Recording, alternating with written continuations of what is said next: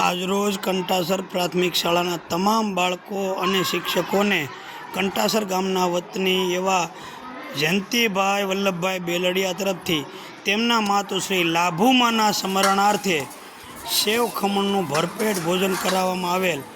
આ તકે સમગ્ર શાળા પરિવાર જયંતિભાઈ બેલડિયા અને તેમનો સમગ્ર પરિવારનું આ બટુક ભોજન કરાવવા માટે ખૂબ ખૂબ આભાર વ્યક્ત કરે છે અને માત લાભુમાને ખૂબ ખૂબ ભાવભીની શ્રદ્ધાંજલિ પાઠવી રહ્યા છીએ।